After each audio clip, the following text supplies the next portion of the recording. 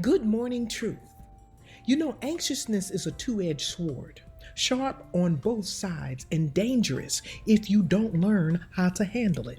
The Bible tells us in Philippians 4 and 6, be anxious for nothing. That is not a suggestion. That's a divine prescription. But here's the thing, we don't always treat anxiety like an enemy.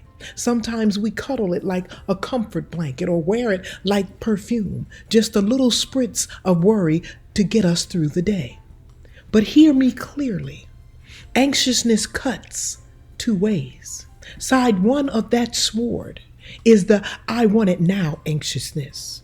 This is the side that makes us so desperate for a good thing that we forget to ask if it's a God thing. You ever been there? You've seen that car and woo, it's shiny, it's sexy, it's calling your name like it was dipped in holy oil and baptized just for you. But the financing is not lining up. And if truth be told, the peace within you is not sitting right. And still you're ready to sign on the dotted line like it's a covenant from heaven. Why? Because anxiousness said, if you don't get it now, you might not ever get it. And what happens? You force puzzle pieces that don't fit into place. You pull a Sarah. Remember her? God promised Abraham a son.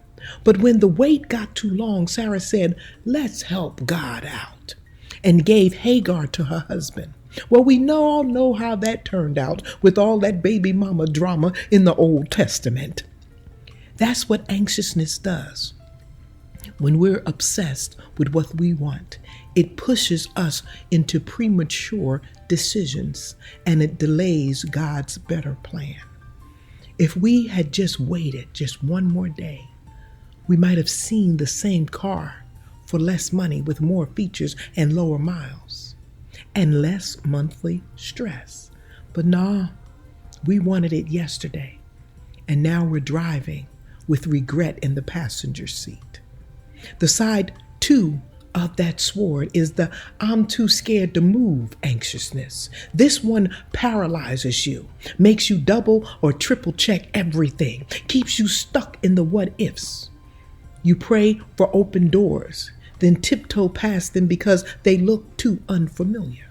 Sometimes God sends help wearing jeans and a hoodie, but we're too busy looking for a three-piece suit with a prophet name tag that you miss your blessing, not because it wasn't there, but because you didn't like what it looked like. It didn't look like what you expected.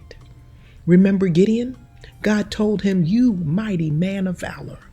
And Gideon said, who, me? He was so anxious about his inadequacies, he almost missed the call to lead Israel to victory. God had practically begged him with fleeces, signs, and angelic pep talks. That kind of anxiousness makes you hide from your assignment instead of running toward it. But here's the good news. God is bigger than both sides of that sword.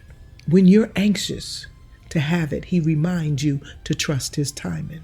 When you're anxious to avoid it, he reminds you that his strength is made perfect in your weakness. So today, check your anxiousness at the door. Don't let it drive your decisions or build a wall around your blessings. Instead, let peace be your GPS. Let discernment be your co-pilot. Let faith override fear.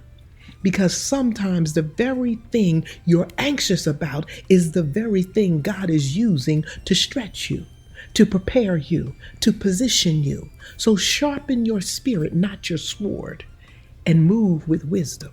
Philippians 4, 6 through 7. Be anxious for nothing, but in everything by prayer and supplication with thanksgiving, let your requests be made known to God. And the peace of God will surpass all understanding, will guard your hearts and your mind through Christ Jesus. Be blessed. And remember, when you start your day with truth, blessings throughout the remainder of the day is inevitable.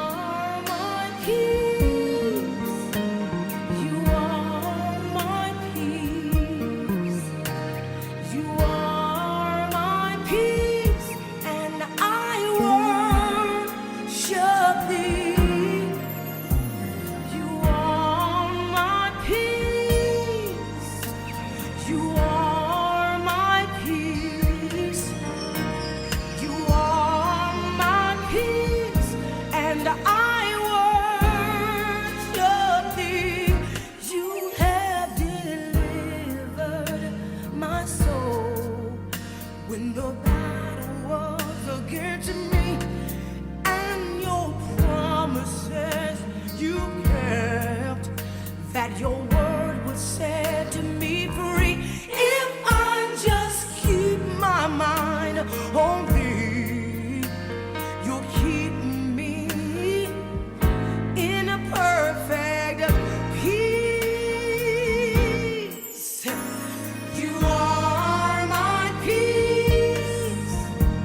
You are my peace. You are my peace, and I worship thee. You are my peace. You are my peace.